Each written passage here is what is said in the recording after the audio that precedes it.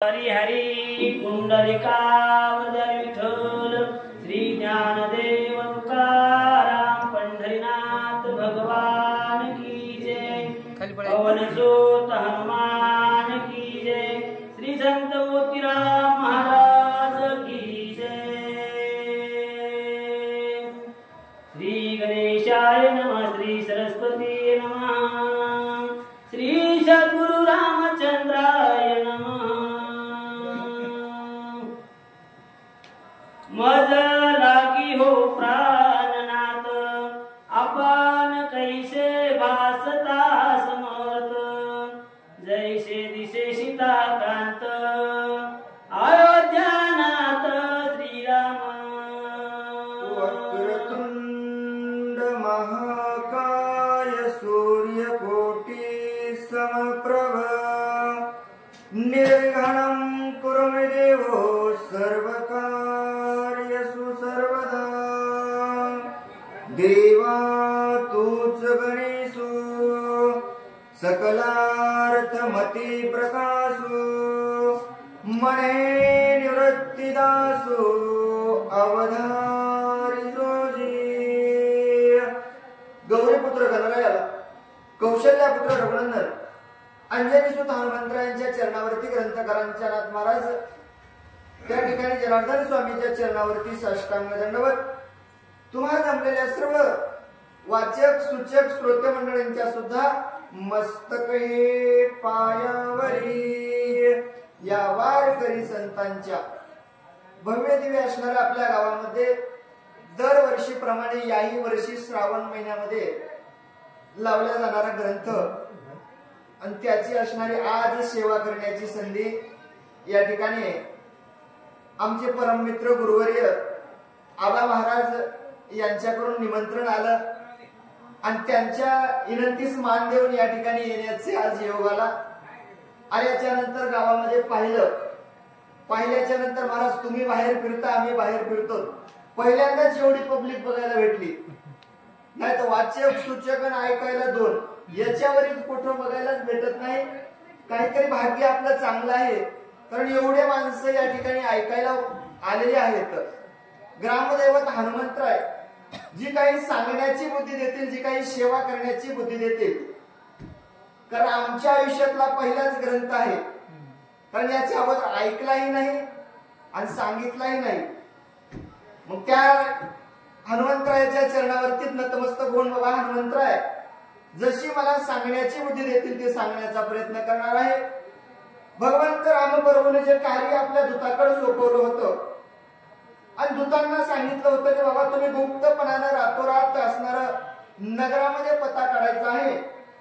कोण माझ्याबद्दल निंदा करतोय कोण माझ्या बरोबर त्या ठिकाणी भक्ती करतोय कोण माझ्याबद्दल काय बोलत असेल कोण स्तुती करीत असेल की काय कारण रामराज्याला सुरुवात झाल्यानंतर भगवंताने प्रत्येक दूताला सांगितलं होतं की रामराज्य आज इथं ठीक आहे पण बाहेर काय चाललंय हे पाहावं।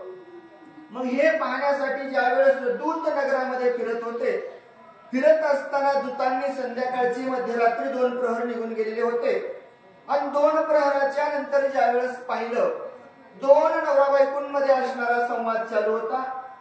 त्यावेळेस कांता असणारी म्हणू लागली आपल्या स्वामीला सांगू लागली देवा तुम्ही सर्वस्व असणारे मला भगवंत रामप्रभू सारखे असणारे दिसत आहात मला जणू तुम्ही भगवंतच वाटत आहात असा असणारा दोघांचा संवाद चालू असताना पुढील कथन काय सांगतात नाथ महाराज बोलू लागले कमला सारिके जयाचे नयना हस्ती आयुधे शोभायमाना घनश्याम सुवासे वदन मदन मनोहार रामजो।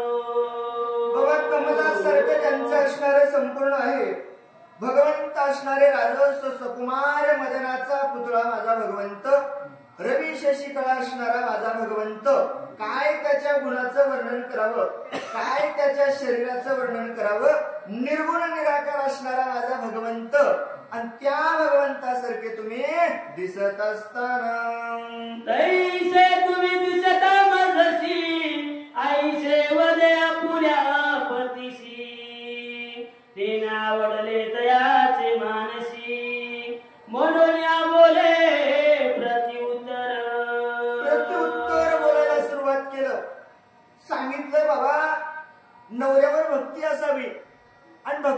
भेटल्याच्या नंतर पत्नी एवढ्याला म्हणाले, तुम्ही मला भगवंतासारखे दिसता. आनंद वाटवणं, देवाची तुलना करायली, तुम्ही मला साक्षात अयोध्येच्या रामासारखे दिसत आहात. एवढं बोलणं ऐकल्याच्या नंतर पतीला राग आला. हो, आवडलं नाही बोलणं आपल्या बायकोचं, आवडलं नाही बोलणं. मग शांतही बसला नाही. प्रत्युत्तर त्या ठिकाणी काय देऊ लागले, कांते तुझे वदशी ते योग्य असे तुझशी, पतिव्रताची मानसी ऐशेची वाटे निश्चय. बाबा, तुझ्या जे मनामध्ये आहे ते योग्य तुला वाटावं. कारण पतिव्रतेच्या मनामध्ये असणार नित्य आपल्या पतीबद्दल असणारे त्या ठिकाणी मान असावा, अभिमान असावा. आणि तुझ्या जे मनामध्ये इच्छा निर्माण केलेली आहेस ती असणारी योग्य आहे. मग सर्वस्व योग्य असताना प्रत्युत्तर काय बोलू लागले, ग्रंथकार सांगू लागले, बरी मी केवळ मानव जाना श्रीरामासे ईश पूर्ण, मी तुझे कीटका समाना तो भरलासे सकळ बुती. सकळ रती भरलेला माझा भगवंत आहे आणि मी मानव आहे, कीटक आहे. तो संपूर्ण सबाह्य भरलेला माझा भगवंत आहे. त्याच्यासोबत माझी तुलना करू नको. कारण तो विश्वर असणारा आहे भगवंत आणि मी असणारा या मृत्यू लोकामध्ये जन्माला आलेला कीटक आहे. नाशिवंत देह माझा आहे आणि पवित्र असणारा त्या भगवंताचा देह आहे. पती त्या ठिकाणी बोलू लागला, ब्रह्मादी देव जया दलती भक्त जन जया गाती, सावित्या पुढे घटोता प्राप्ती, कवन वर्णील सांग पा. अरे बाबा, हे वर्णन योग्य नाही. ब्रह्मादी देव असणारे सर्वस्व त्याच्या पुढे येतात, सर्व भक्तजन त्याचं गुणगान गातात. असा असणारा माझा भगवंत परमात्मा रामप्रभू आणि मी पामर आहे. त्याच्या पुढे माझी तुलना करणं योग्य नाही. तो असणारा बोलू लागला, केसरी पुढे जगमुख, गरुडा पुढे जय विमर्शक, इंद्रा पुढे जय सारंग, तैसा राया पुढे मी जाना. त्याप्रमाणे मी लहान आहे. जसं असणार गा त्या ठिकाणी इंद्रापुढे जे काही असणार काही चालत नाही. देवांचा देव राजा असणारा इंद्र आहे, त्याच्या पुढे मी पामर आहे. बाबा, गरुडाच्या पुढे माशीचं काही चालत नाही. तसा असणारा तो भगवंत आणि मी पामर त्याच्या समोर आहे. त्याची माझी तुलना होऊ शकत नाही. तो असणारे बोलू लागले, हिरा आणि गारगोटे उपजती क्षितिजा पोटे, परी न्याहाळून पाहता दृष्टी, सत्य मिथ्या निवड होया. सत्य असणार पाहिल्याच्या नंतर, निर्गुण पाहिल्याच्या नंतर कळतं. हिरा आणि गार मोठी ज्या क्षितिजापासून निर्माण होतात, एकाच ठिकाणी दोघांची निर्मिती होते. दोन्हीही भेटल्याच्या नंतर वजन पाहायला गेलं तर सारखंच आहे, पण न्याहाळून पाहावं लागल. अंतरदृष्टीनं पाहिल्याच्या नंतर मग माणसाला कळतं हिरा आणि गारगोटीतला फरक. तसं तो भगवंत रामप्रभू हिरा आहे आणि मी असणारा गारगोटी आहे. तो त्या ठिकाणी बोलू लागले, परिसान पैशान दोन्ही दिसती समान, परी परिस करी सुवर्ण, लोह लागी क्षण मात्रे. अरे ऐक, तू बोलायलीशी योग्य आहे, पण जर असं ज्ञानदृष्टीनं पाहाय, लोखंड आणि परिस पाहायला गेलं तर समान दिसतात. पण लोखंडाचं काम वेगळं आहे आणि परिसाचं काम वेगळं आहे. अगं, ज्या लोखंडाला परिसाचा स्पर्श झाल्याच्या नंतर तात्काळ ते सर्वस्व लोखंडाला त्या ठिकाणी सोनं तयार होतं आणि लोखंडाचा परिस झाल्यावर लोखंडाचा जर स्पर्श झाला तर काय होईल? लोखंड एखाद्या लाकडाचं नाही होणार. तसा माझा भगवंत आहे, त्याचा स्पर्श झाला तरी सर्वांचं असणारं कल्याण होतं. आणि मी पामर आहे, त्याच माझी तुलना योग्य नाही. त्या ठिकाणी बोलू लागले, ज्ञानी आणि मूढजना पाहता दिसती समान, परी ऐकता भाषण निवड होय तयाची. सुंदर ग्रंथकार आपल्याला जीवनामध्ये वर्णन या ठिकाणी उदाहरण देत असतात. बाबा, एक ज्ञानी आहे आणि एक अज्ञानी आहे, दोघही सोबत बसलेत. पाहायला गेले तर सारखेच आहेत, दिसायला सारखेच आहेत. मग कसं ओळखावं कोणता ज्ञानी आहे कोणता अज्ञानी आहे? कसं ओळखावं? कारण ओळखण्याची अंतर्दृष्टी मनामध्ये पाहिजे. बाबा, ज्ञान जर पाहायचं असेल तर आजच्या युगामध्ये असणाऱ्या कलियुगामध्ये ज्ञानवंत आपल्याला भाग्य लागलं. जरांगे पाटलासारखा ज्ञानवंत पुरुष आपल्याला ऐकायचं भाग्य भेटलंय. काय परम भाग्य असेल हो? ज्ञान आणि अज्ञानी, दुसऱ्याचं नाव नाही घ्यायचं आपल्याला, कारण आपलं सगळं ऑनलाईन चालू आहे. कारण ज्ञानी असणारा पुरुष भेटलाय. कोणासाठी हो? जगाच्या कल्याणा संतांच्या विभूती देव कष्टविती परोपकारे. काय आहे बरं? लोभ आहे का? नाही ना. धनाचा, पैशाचा, मानाचा काही नाही हो. गेली 2 वर्ष झाले आज घरदार लेकरं बाळ असणारे सोडलेत. आणि काय केलं? शरीराची माती केली. आणि आज तुम्हाला माणसं लेकरा बाळांचं कल्याण व्हावं म्हणून या ठिकाणी सरकारच्या विरोधामध्ये उभा आहे. काहीतरी भाग्य असेल ना. मग हे असणारे ज्ञानी आणि अज्ञानी कोण आहेत सांगायची गरज नाही. ग्रंथकार तुम्हाला हे सांगतात. बाबा, ज्ञानी आणि अज्ञानी दिसायला जरी सारखे असले तर त्यांचं ज्या वेळेस भाषण ऐकल्याच्या नंतर कळतं की याच्याकडे किती ज्ञान आहे. काय ज्ञान असेल हो? कुठं शिकले असतील? संपूर्ण त्या ठिकाणी सरकारचं शिष्टमंडळ बेजार आहे की 2 वर्षामध्ये एकदा तरी जरांगे पाटील काहीतरी गुत्यात गवता आणि मग त्यांना आम्ही अटक करावं. गेला का हो एखादा शब्द? नाही गेला. का? ते ज्ञानी माणसाचं लक्षण आहे. आणि अज्ञानी माणसं काय काय बोलायला येतं हे आपल्याला सांगायची गरज नाही. मग असे ज्ञानी अज्ञानी केव्हा कळतात? तर ग्रंथकार म्हणले दोघांचं भाषण ऐकल्याच्या नंतर कळतात. असं असणार वर्णन करू लागले. सुवर्ण त्वरित गुंज समान, परिमोलान पावे जाना, उदार आणि कृपा कैसे समान म्हणावे. कसं समान म्हणावं? सुवर्णाचं असणाऱ्या या ठिकाणी तुलना करावी. गुंजप्रमाणे त्याचं वजन केलं सारखं होईल का हो दोघांचं? नाही होणार. काही दानशूर जगामध्ये आहेत आणि त्यांचं आणि चिकट माणसाचं समानता येईल का हो? कोण दानशूर? आता विषय तिकडेच घ्यायला ग्रंथकारने सांगायचे दानशूर कोणाला म्हणावं?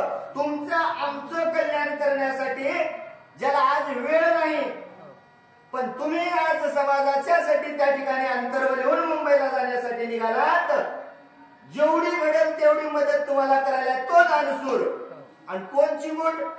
सगळं असून रुपया द्यायला तयार नाही असा असणारा चिमूट. मग त्या दोघांचं एकत्र येणे शक्य नाही. ग्रंथकार सांगू लागले, तैसा राम केवळ जगदीशोरा, मी मानव रूपी ती पामार, तयासी वंदिती सुरासुर, धरावया भार अवतरला.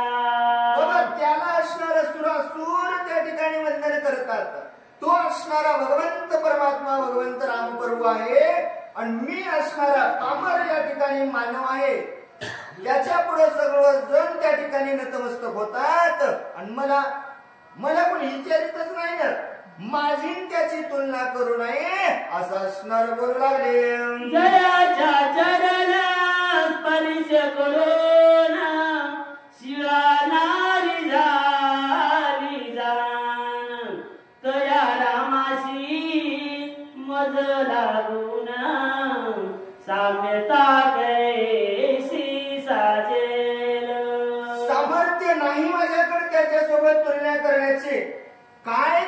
कीर्ती आहे. काय त्या भगवंताचं वर्णन करावं, ज्यांच्या चरणाचा स्पर्श झाल्याबरोबर शिळा असणारी बाई झाली अहिल्या. हिचं असणारा उद्धार त्यांनी केला. आणि आमचं डोकं आपटिलं तरी लोक ऐकायला तयार नाहीत. असं असणारं माझ्या भगवंताचं आणि माझी तुलना समान करू नको, त्या ठिकाणी बोलू लागले. आई शाई गोलीपतीच्या वचन प्रेमे दिले आलिंगन, इतुके पाहुनिया तेथून दूत गेला स्वस्तानी. एवढं पतीनं उदाहरण त्या ठिकाणी दिलं. संपूर्ण पत्नीनं ऐकून घेतलं. ऐकून घेतल्याच्या नंतर अंतःकरणामध्ये भरलं, खरंच माझा भगवंत देव आहे. आणि त्या ठिकाणी असणारं त्या ठिकाणी आलिंगन दिलं. आनंद वाटला. हो, आनंद वाटल्याच्या नंतर एवढं दूतांनी ऐकलं. दूत त्या ठिकाणी विचार करू लागले, मला तर देवानं कार्य सांगितलंय, इथंच थांबल्यावर नाही चालणार म्हणले, अजून पुढे जावं लागल. तिथून पुढे चालू लागले. ऐके सात्विकाचे ग्रहाला गुणा, दूत पाहेची द्रातुना, तव पतीचा मंचकी बैसवून, कामिनी वदे मधुर उत्तरी. तिथून असणारे दूत निघाले. निघाल्याच्या नंतर सात्विकाच्या घरी गेले. सात्विकांचं घर त्या ठिकाणी पाहिलं आणि तिथलीही अवस्था त्या ठिकाणी ग्रंथकार सांगताना सांगू लागले. बाबा, दोन पती पत्नीमधील संवाद त्या ठिकाणी सांगू लागले. या उत्तमसे देवरी शयन करावे प्राणेश्वर, चंदनादि सुगंधना परी अंगालागी चरचिले. अरे भाया, उत्तम असणारी शेज या ठिकाणी टाकलेली आहे, पण तुम्ही या शेजेवरती असणारं त्या ठिकाणी यायचं नाही. अंगाला असणारं चंदन त्या ठिकाणी स्पर्श केलेला आहे, पण याचा असणारा स्पर्श होऊ द्यायचा नाही. का होऊ द्यायचा नसेल, काय कारण असेल, ग्रंथकार सांगू लागले. आपण आईशे पुण्यवंत साती, हे आईशा सुखाते भोगीती, दे रागवा परागमुख होती, भोगतयासी प्राप्य. भोग असणारे त्यांना भोगावे लागतात. जे असणारे सती असून सुद्धा भगवंत राम प्रभूला असणारे दुरावा ठेवतात, माझ्या देवापासून दूर जातात, त्यांनाही अशी अवस्था भोगावी लागते. ग्रंथकार सांगू लागले. हे सर्व राम कृपेचे देणे, आपणा प्राप्त झाले जाणे, मज सारख्या स्त्रीची भोगणे, हे सकल देणे राघवाचे. आणि हे बघा, हे सर्वस्व जर कोणामुळे प्राप्त झालं असेल तर त्या भगवंत राम प्रभूची कृपा आहे.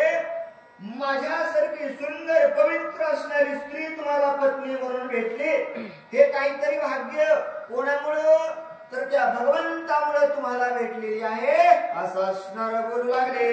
चंदनादि सुगंधिक पदार्थ, पुष्पशया मृदु बहुत, राम कृपेने होय प्राप्त, हे अनर्थ नवदेवी.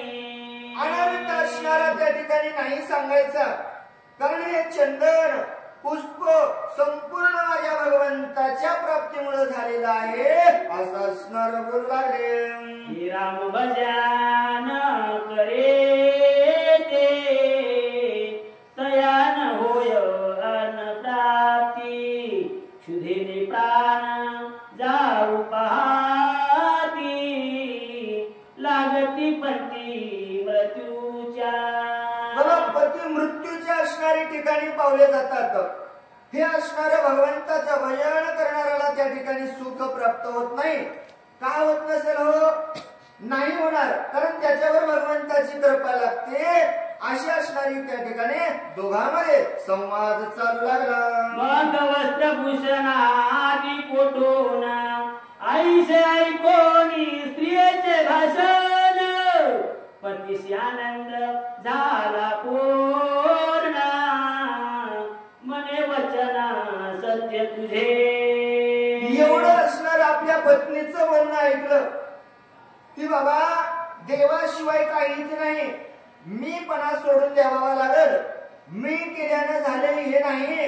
हे सर्वस्व त्या भगवंताची देण आहे. एवढं मालकानं बोलणं ऐकलं. ऐकल्याच्या नंतर मालकाला पटलं.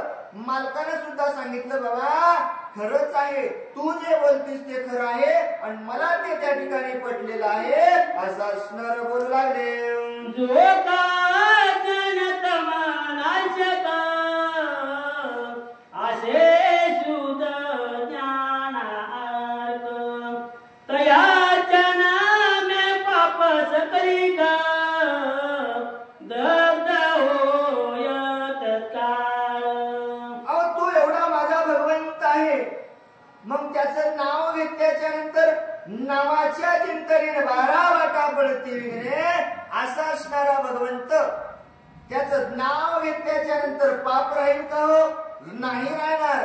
मग असा माझा भगवंत रामप्रभू आहे. त्या ठिकाणी बोलू लागले.